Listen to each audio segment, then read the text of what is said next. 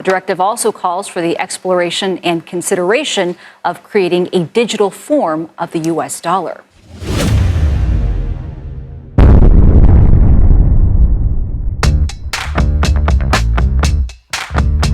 Hey guys, welcome to another video.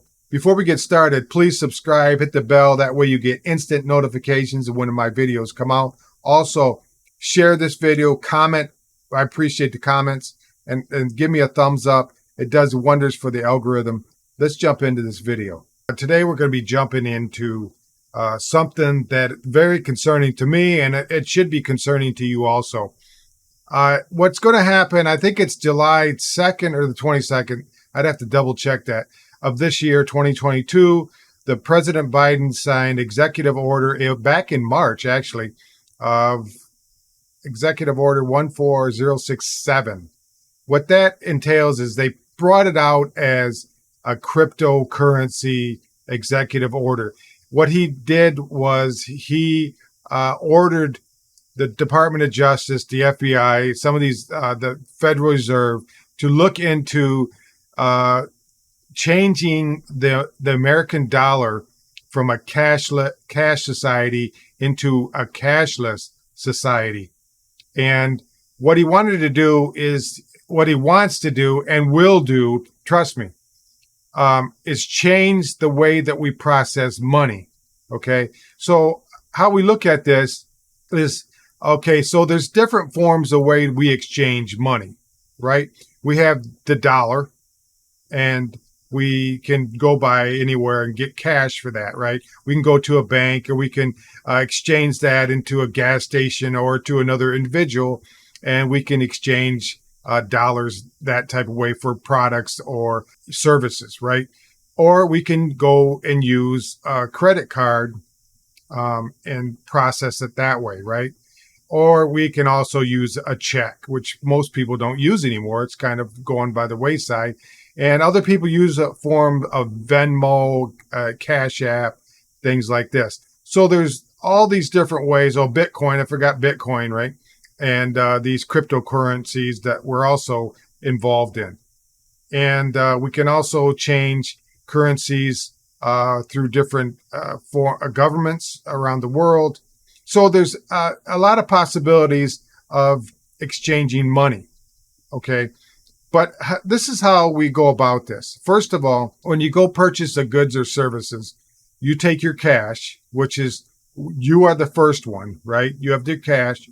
You give it to the vendor, the retailer, the service person, correct? That is the quickest form, right? Because it only really exchanges two people. You and the provider, correct? So if we go into the next form, which is check, is the next simple form. You write the check from yourself. It goes to your service provider, right? I mean, they're whoever's providing you this product or service.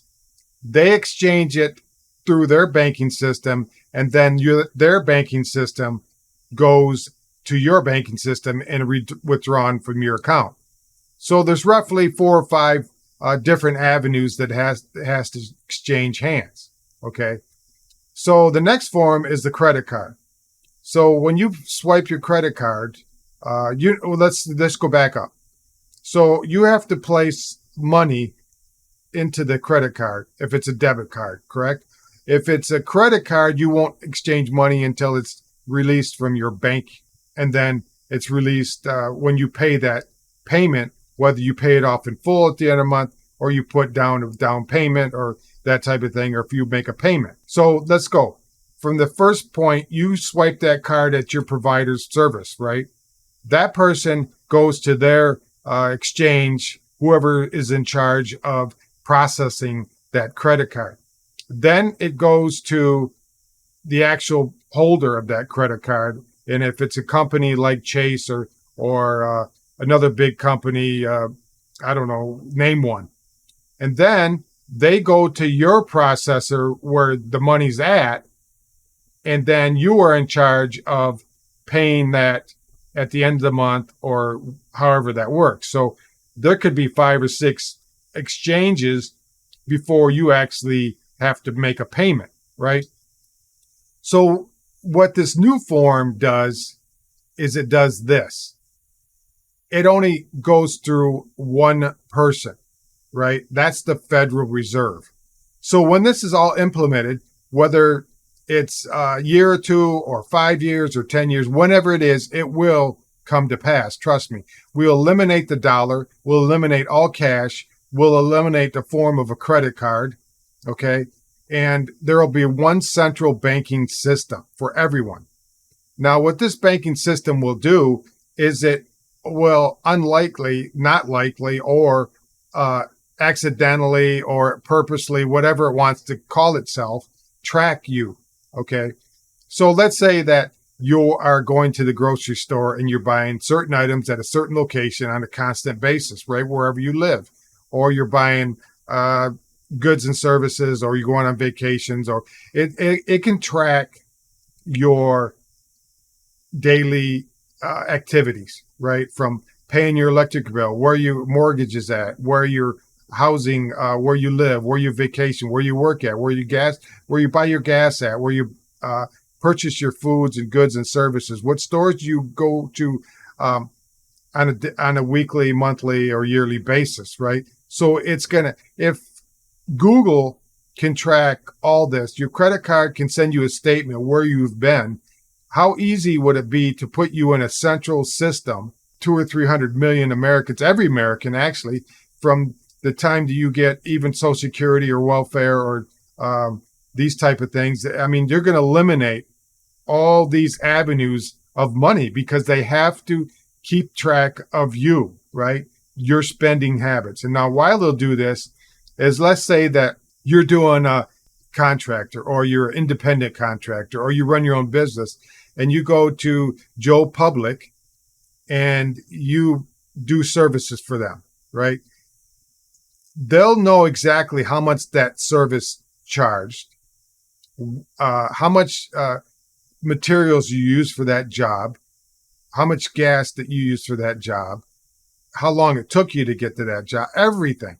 It might be good for record keeping for your business to know how much money you're making, but also the federal government as far as what to charge you, how much you make. So let's say at the end of the year, it rolls up, John Q. Public, right? It shows X amount of dollars over here and the final X amount over here, right? So it can formulate what you're buying for groceries, what you're buying at a specific contractor site for your purchases for that job, right? So you don't need to do any taxes. It'll eliminate the whole process, and it'll say, okay, we see that you made 50% of your profits. We're going to tax you on that, right?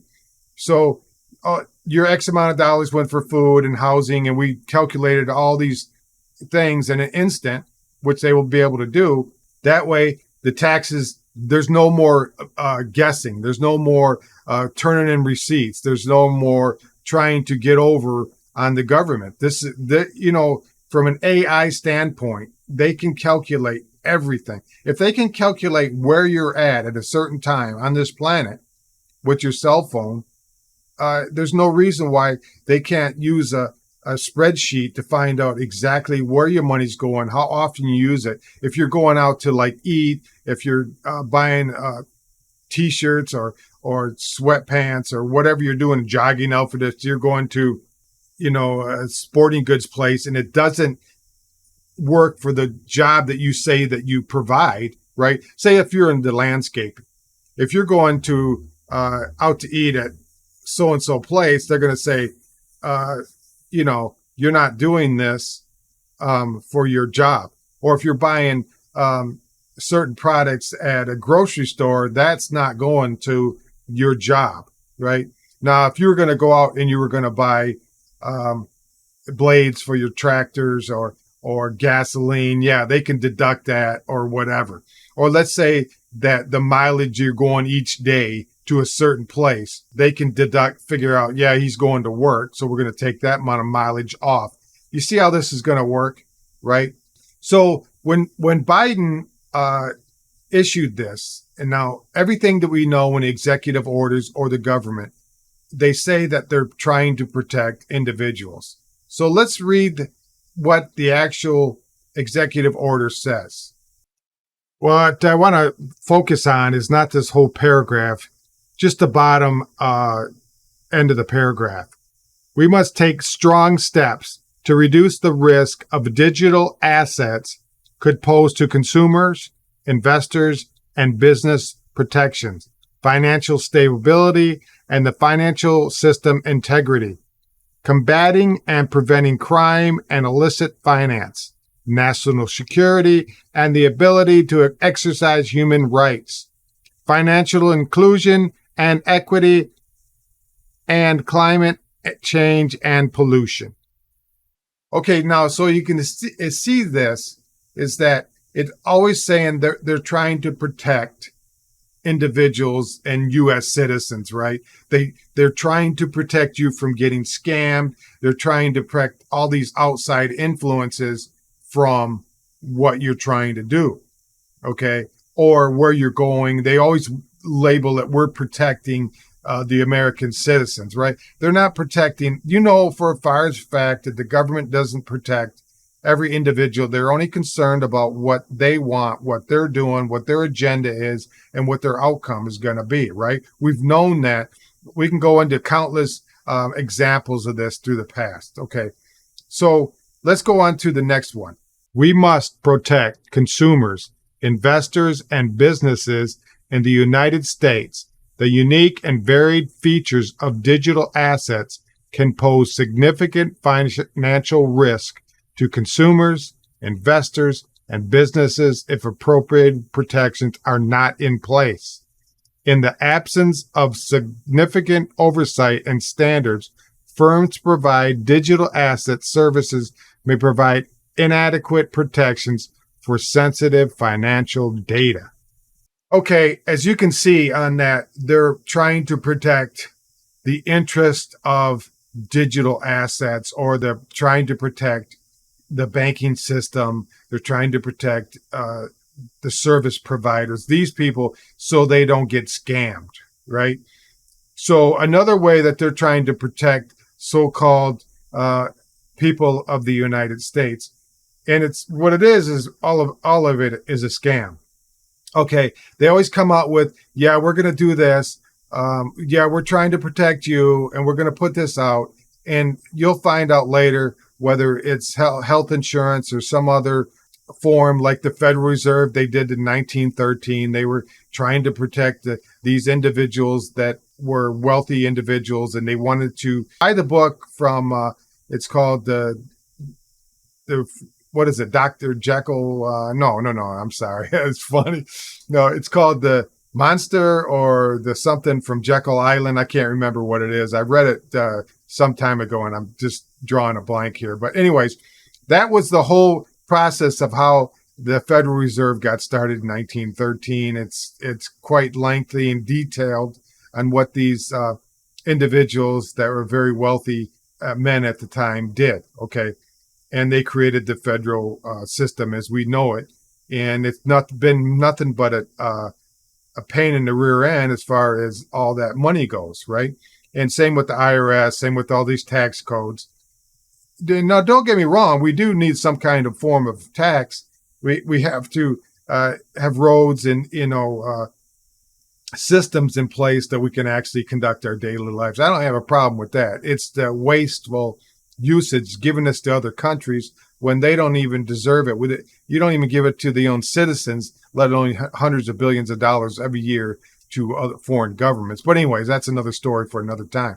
They're trying to protect the American citizen or the businesses, right? So let's jump into this third.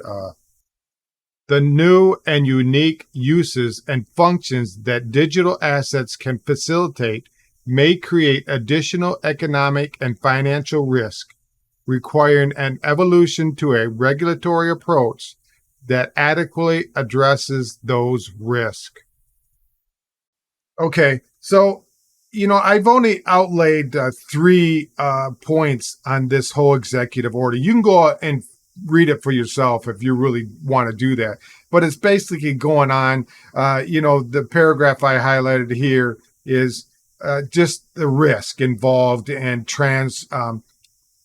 actions of money, right? You'll hear it all the time.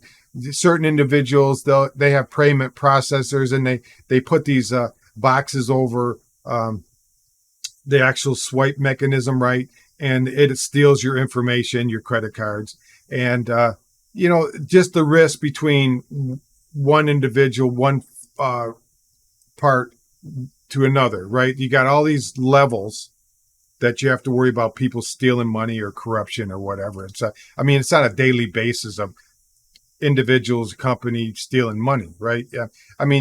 You think about it, and the way it would work out is it would probably really, if you're only dealing with the Federal Reserve, they're in charge, you're going to eliminate every form of deception or stealing or infiltration into systems, right? There's no longer they're not going to be, unless somebody I don't even know if you can even steal their digital asset, right?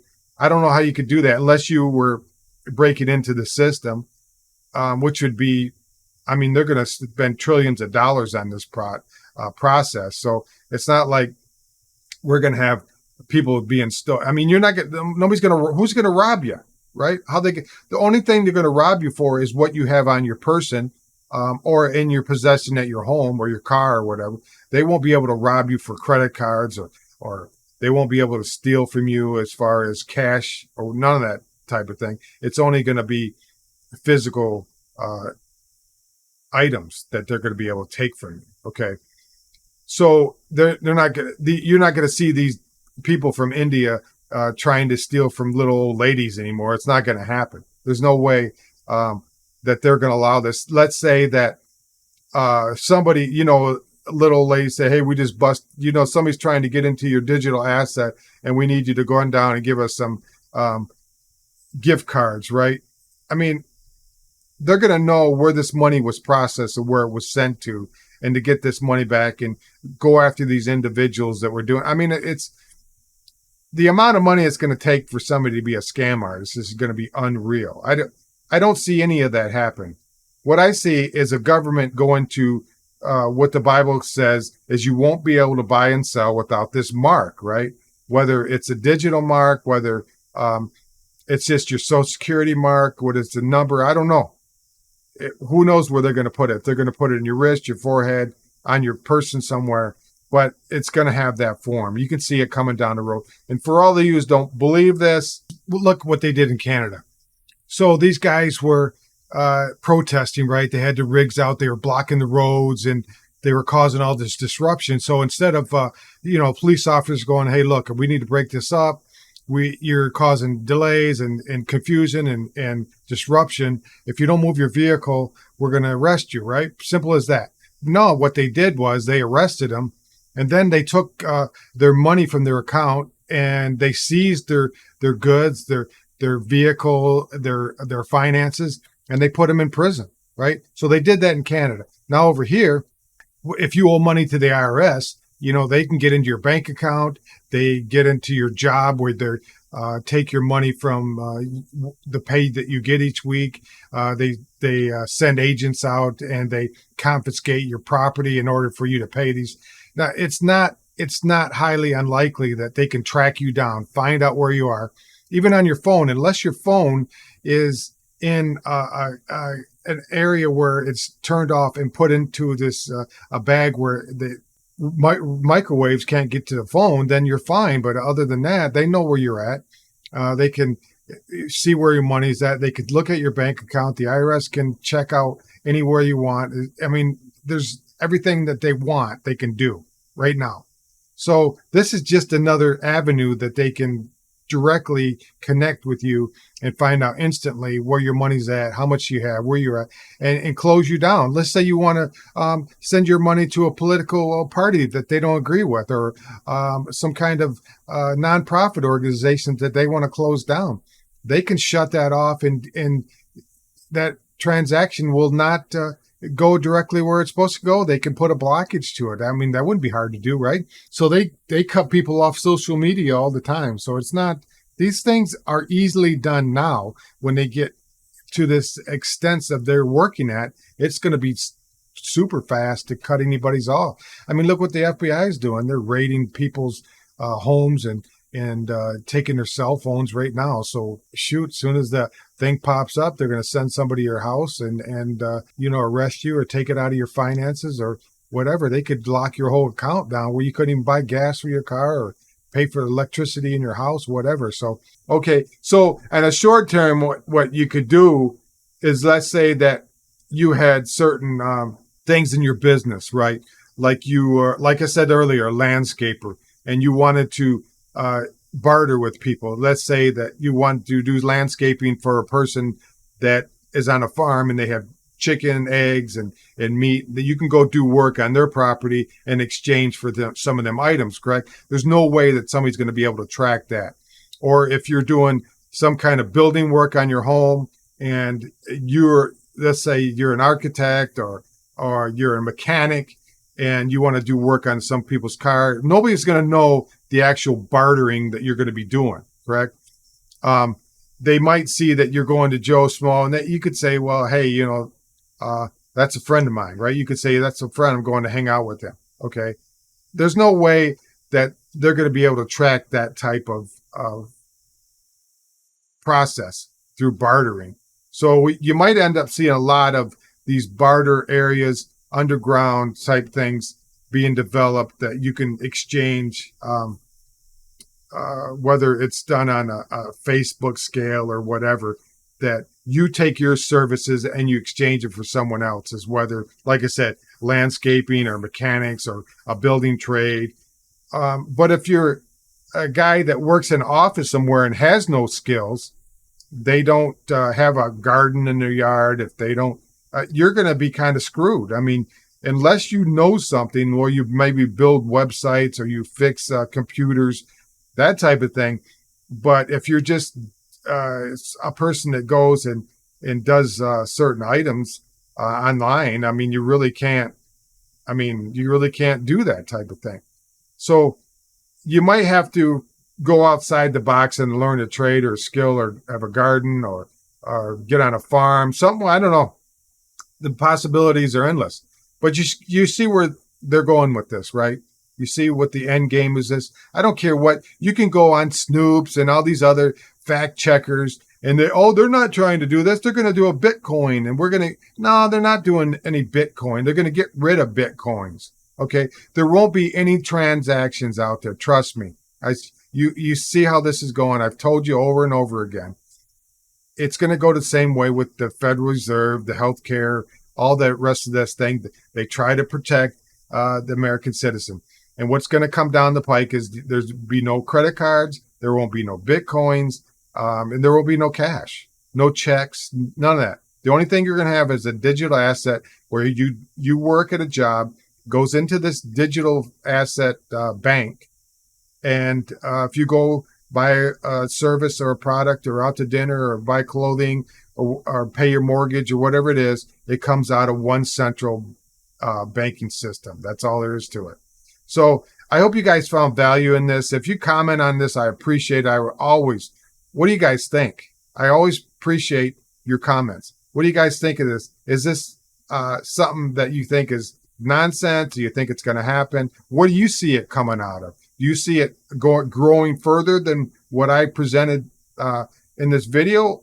I'd like to know. I appreciate it. If you would, give me a thumbs up. Send this out to your friends, your family, your neighbors, anybody who might find this of value. If you did find this of value, subscribe, hit the like button, share this video, and I appreciate it. You guys have a wonderful day, and I will see you on the next video. Bye now. I'm on the run, I've got no alibi for what I've done. Took what